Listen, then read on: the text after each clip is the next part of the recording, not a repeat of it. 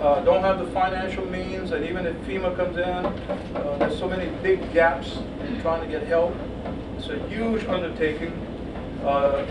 There is some depression going on. I was saying earlier that sometimes we even mark time with hurricanes. Well, how could you stay like in a place like this, knowing that you know very well it's going to have to happen again? It can happen again. It might be worse, yeah.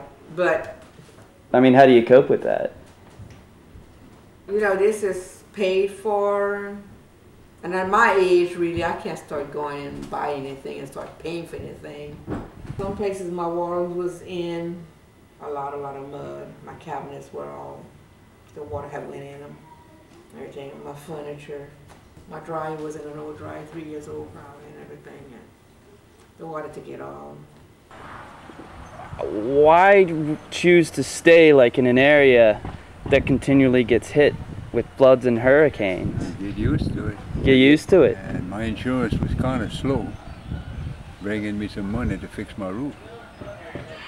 So that big rain there for Rita, it knocked the hell out of me. That brought in the water. Yeah, everything I had in the house, including the coffee pot, had to go.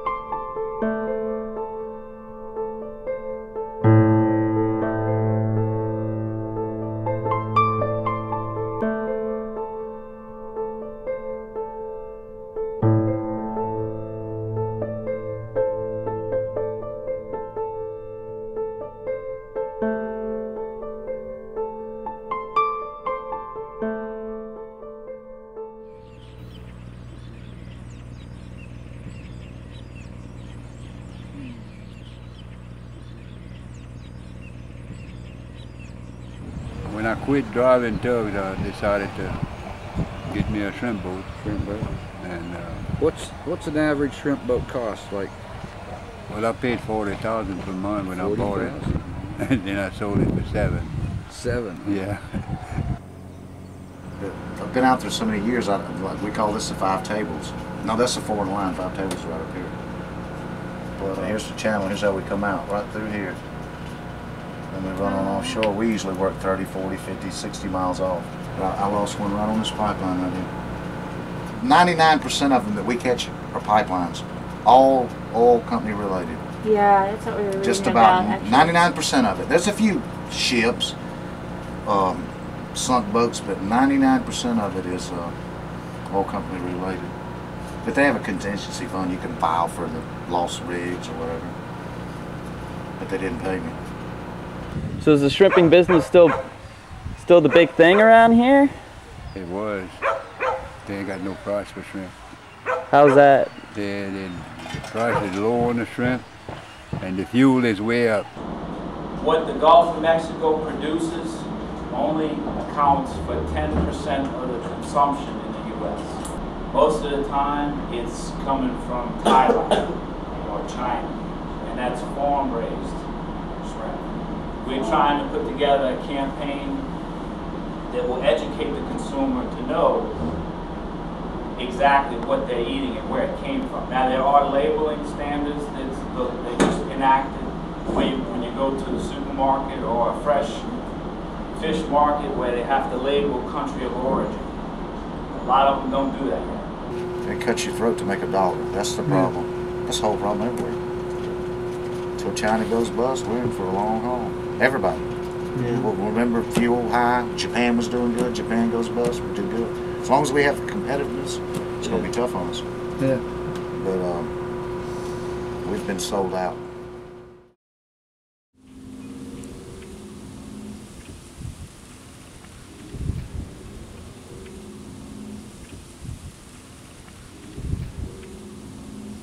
We met 4 of the 7 criteria. One of the 3 that we didn't make it was that from 1820 to 1840, we could not show governance over our people.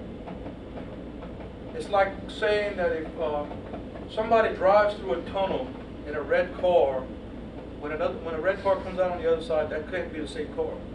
You know, because there was a gap in time, we weren't part of society. How could we record? who we are, because we were part of society. Many of our kids want to go to college, and with the limited living in the seafood industry, it's hard to get backing. Where we are a federally recognized tribe, we could bid on federal contracts to bring new industry to this area that not only would help Indian people, but it would also help the general community. They've changed the rules every time we get close.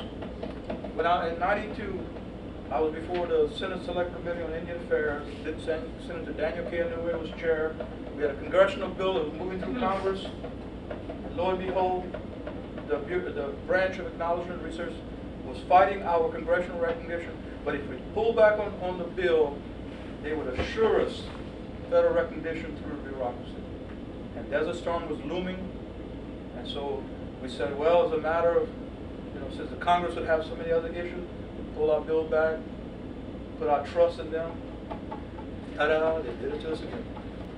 Part of my role in many ways is to try to get more of the local people involved, trying to get them to see that they can do the same thing that other people are doing, and trying to really take charge of their own community and destiny. But because of that long lag of being left out, that's what's created a major part of our problem. And we're trying to catch up, of course, but it's going to be a long time. We're starting to get more people to go into education. That's been the major thing that the federal government has been trying to encourage us to do, is recruit more of our people into education. And as they come in, we get more people that stay in school also.